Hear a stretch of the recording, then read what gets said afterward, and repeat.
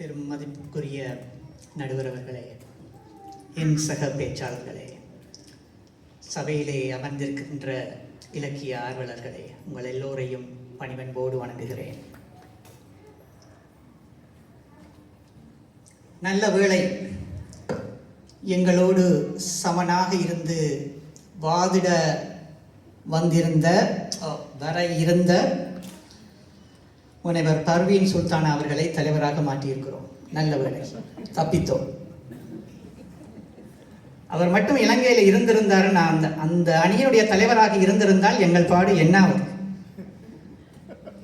அதற்காக நீங்கள் இலங்கை அணிக்கு சார்பாக தீர்ப்பளிக்க மாட்டீர்கள் என்ற நம்பிக்கையை எங்களுக்கு நீங்கள் தருவீர்கள் என்று எண்ணுகிறேன். என்ன அநியாயமான ஒரு சபை குறிப்பிலிருந்து இதை நான் நீக்குகிறேன். சந்தேகம் இருந்தால் அதை தீர்த்துக் கொள்வது எனக்கு என்னுடைய அணிக்கு பலம் சேர்க்கும் என்று கருதுகிறேன். நடுவர் அவர்களை உருது மொழியிலே இனி பட்டிமண்டபம் நடத்தினாலும் தலைவராக அழைப்பார்கள் என்பதிலே எனக்கு அசைக்க முடியாத நம்பிக்கை.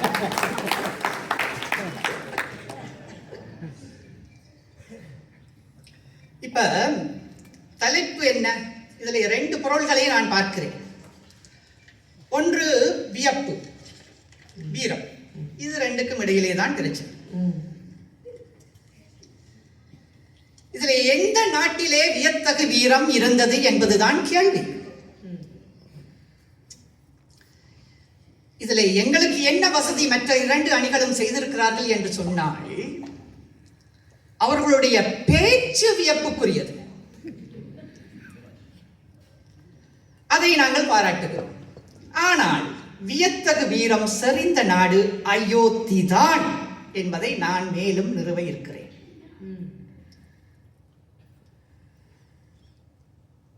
ராவணன் பற்றி, இலங்கை பற்றி பேச வந்த தலைவர், நல்ல வேலை பற்றின்னு சொன்னீங்க. ராவணன் சொல்லி ஒரு கேப் விட்ட உடனே திக்குன்னு இருந்துச்சு. நான் அவரை குறித்து இதை சொல்லவில்லை. அவர் எந்த நிலைமையிலே இந்த மேடைக்கு வந்திருக்கிறார் என்றால், முதல் நாள் போரிலே ராமனுடைய அம்புகளுக்கு தாக்கு பிடிக்க முடியாமல் வேட்டி அவிழ்ந்து ஓடிக்கொண்டு இருந்ததை போல இருந்தது அவருடைய பேச்சு. இப்படி கடுமையா சொல்லணுமா? கொஞ்சம் சாஃப்டா சொல்லுங்க. அது எங்களுடைய தலைவர் எட்டாங்கட்டையில பாட மட்டும் முடியாது, பேசவும் முடியும். எங்க தலைவர் பேசிட்டு அது 9 10 கட்டை 8 கட்டையா 10 கட்டை.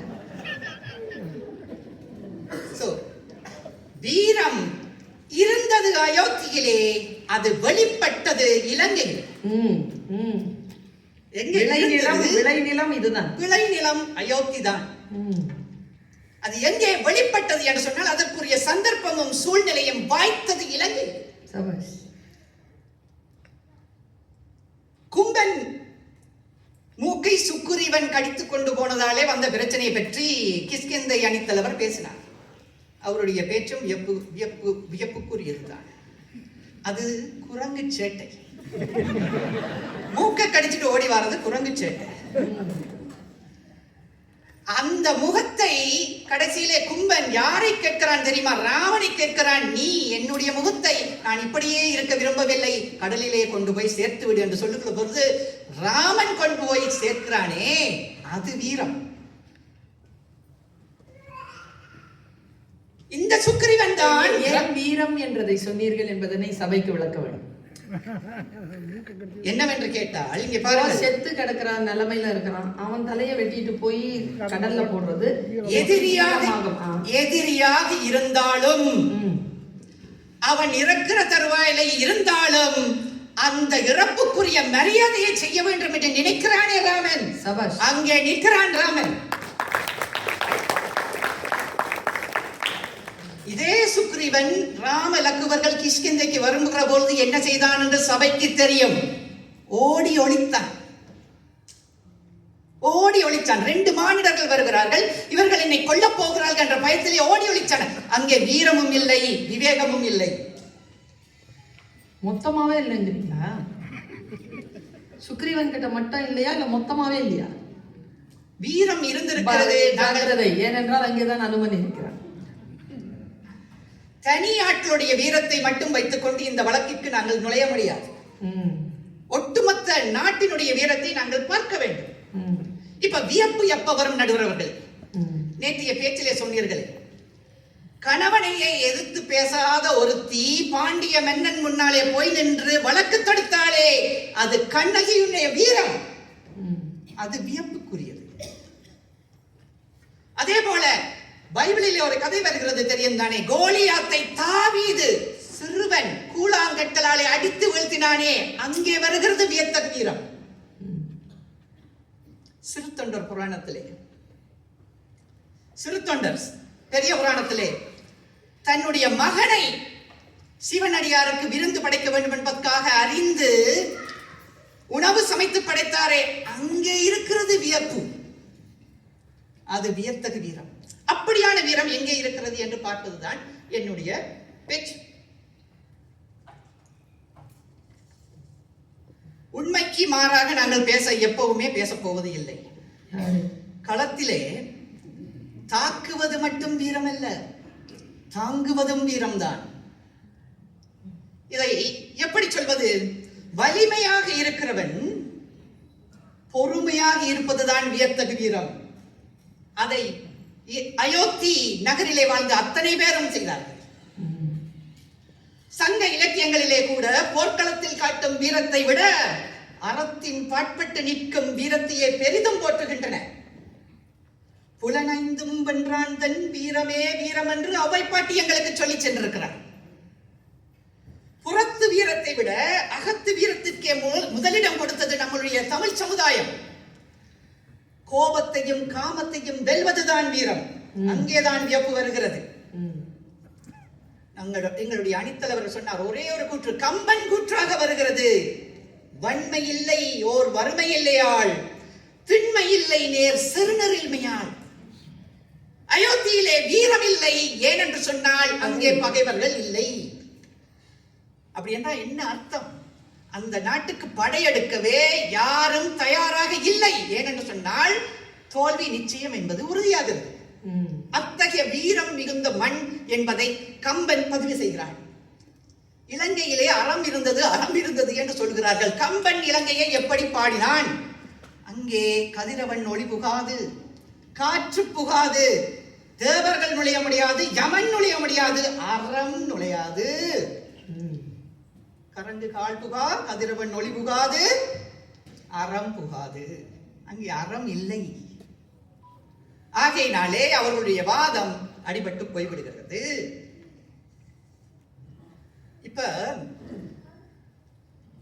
அயோத்தியிலே வீரம் ரகுவம்ச பரம்பரையிலே வந்த வீரம். அதைத்தான் அங்கே எல்லோரிடத்திலுமே காண்கிறோம்.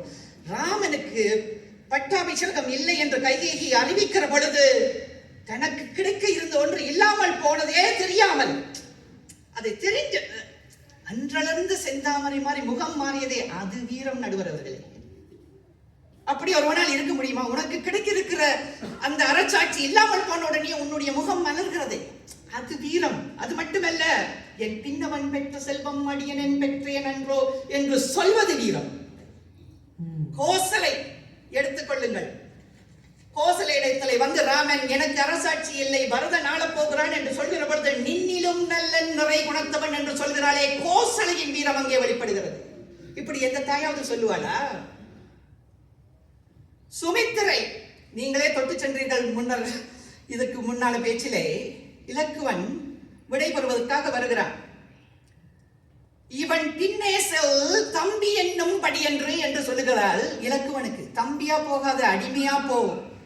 சரி, அவன் கொஞ்சம் தூரம் போயிருப்பான். மறுபடியும் கூப்பிட்டு சொல்கிறாள், கேள், மண்ணு நகர்க்கு இவன் வந்திடில் வா, அன்றே முன்னம் முடி. அது வீரம். சுமித்திரை தன்னுடைய மகனை ராமனுக்கு முன்னாலே முடி என்று சொல்லி அனுப்புகிற அந்த வீரம் இருக்கிறதே, அது அயோத்தியிலே தான் இருந்தது. இலக்குவன் போரிலே இந்திரசித்தை கொள்வதற்காக 14 ஆண்டுகள் நித்திரை கொள்ளாமல் அண்ணாவுக்கு சேவை செய்தானே, அது வீரம். நடுவர் அவர்களே, ஒரு 2 நிமிடம் இவர்களை கண்ணை திறந்து வைத்திருக்க சொல்லுங்கள் பார்ப்போம். அது வீரம். தசரதன் உயிர் போகிற வேளையிலே கூட சொற்காட்பதுதான் ரகுவம்சத்தினுடைய வீரம் என்பதனாலே தன்னுடைய வாக்குறுதிகளை காப்பாற்றினானே, அது வீரம். சீதையுடைய வீரம் வெளிப்பட்டது இலங்கை மண்ணிலே அதிகமாக இருந்தாலும் அது அயோத்தி பெண், அயோத்தியிலே இருந்த அவருடைய நாட்டு வீரம்தான். ராவணனை பார்த்து ஒரு புல்லை தூக்கி போட்டான். நீ இந்த புல்லுக்கு சமானம். ராவணனுக்கு முன்னாலே இப்படி பேச முடியுமா யாராவது? சீதை செய்தால் ஒரு புல்லை தூக்கி போட்டுவிட்டு இதுக்கு நீ சமானம் என்று சொன்னாள். அனுமனிடம் சொல்லுகிற பொழுது, எல்லை நீத்த உலகம் யாவும் ஒரு சொல்லினால் சுடுவேன், ஆனால் என்னுடைய ராமன் வருகிற வரை பார்த்திருக்கிறேன் என்று சொன்னானே, அது வீரம். இப்படியே நிறைய விடயங்களை நாங்கள் அயோத்திக்காக சொல்லிக்கொண்டே போகலாம். அங்கே இருந்த வீரம் அப்படிப்பட்ட வீரம். எங்களுடைய அணித்தலைவர் சொன்னது போல அறத்தின் பக்கம் நிற்கின்ற வீரத்துக்குத்தான் எப்பவுமே சிறப்பு இருக்கிறது என்ற காரணத்தினாலே வியத்தகு வீரம் செறிந்த நாடு அயோத்தியே என்று கூறி வாய்ப்புக்கு நன்றி தெரிவித்துக் கொள்கிறேன்.